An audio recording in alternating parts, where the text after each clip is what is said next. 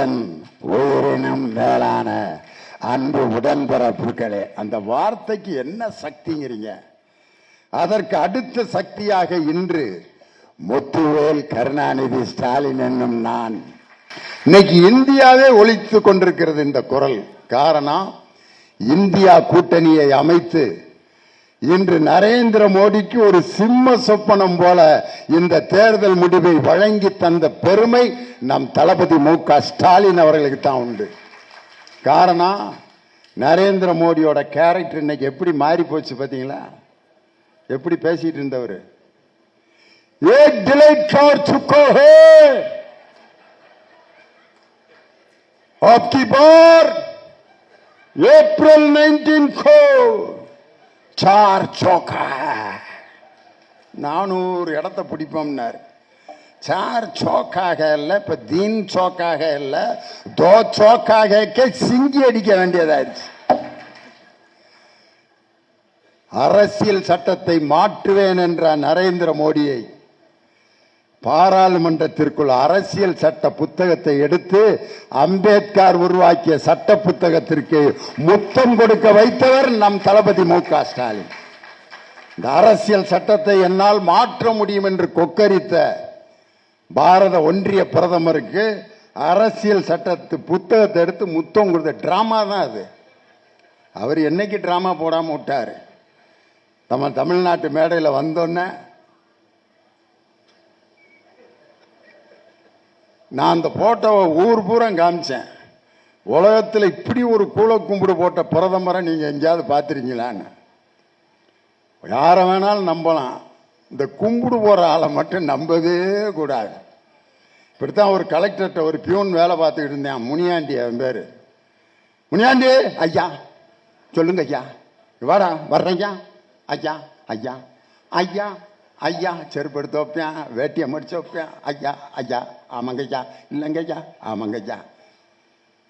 முனியாண்டி ஐயா, நீங்க தான் ஐயா என் தெய்வம், வாழ்க்கையே நீங்க தான் ஐயா அப்படின்ற முனியாண்டி. கலெக்டர் பங்களால ஒரு கேணி இருந்துச்சு. அதில் கலெக்டர் தண்ணி அரைச்சு குளிச்சுக்கிட்டு இருக்காரு. திடீர்னு தவறி கிணத்துல விழுந்துட்டாரு கலெக்டர். முனியாண்டி முனியாண்டி ஐயா முனியாண்டி, செருப்பே எடுத்து போட்ட முனியாண்டி வந்தான்.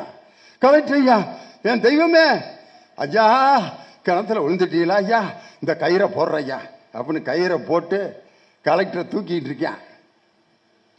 திடீர்னு ஒருத்தன் வந்து சொல்றேன், இன்னொருத்தன் வேலை பார்க்குறவன், கலெக்டரை வேற மாவட்டத்துக்கு மாத்திட்டாங்கடா அண்ணா, விட்டுட்டான் கைத்த. முனியாண்டி அப்படின்னாரு. Collector matter over.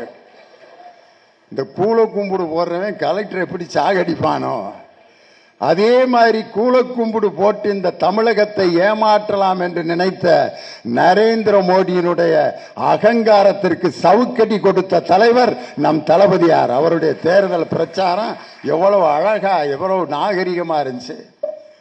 எனக்கும் தலைவருக்கும் எப்படிப்பட்ட உறவு இருந்துச்சு தெரியுமா? கலைஞர் அரங்கத்தில் அறிவாலயத்தில் எங்க பட்டிமன்றம் நடக்கும். திடீர்னு பார்த்தா ஒரு 50 போலீஸ் உள்ள நுழைவாங்க. பயந்துட்டேன் நான். போச்சுரா, ஏதோ மேடையில் பேசிட்டேன் போல இருக்கு, முடிஞ்ச பிறகாவது அரெஸ்ட் பண்ணலாம். இன்னும் பட்டிமன்ற ரெக்கார்டிங்கே தொடங்கல. தீபாவளி சிறப்பு பட்டிமன்றம் ஆரம்பிக்க போறேன். போலீஸ் ஒரு 50 பேர் வந்துட்டாங்க.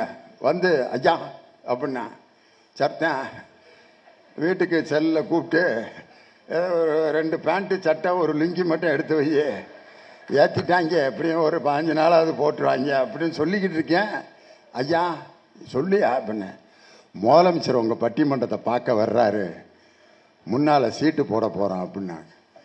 யோ, தீபாவளி ரெக்கார்டிங்க எதுக்கியா முதலமைச்சர்? உங்கள் ரசிகரியா, அவர் பார்க்க வரணுன்ட்டாருன்னு ஒரு பட்டிமன்ற ரெக்கார்டிங்கை ஒரு முதலமைச்சர் முன்வரிசையில் அமர்ந்து 2.5 மணி நேரம் ரசிக்கக்கூடிய ஒரு ரசிகன் யாருன்னா அது நம் தானை தலைவர் டாக்டர் கலைஞர் தான். செய்திகளை உடனுக்குடனும் துல்லியமாகவும் தெரிந்து கொள்ள சப்ஸ்கிரைப் பண்ணுங்க.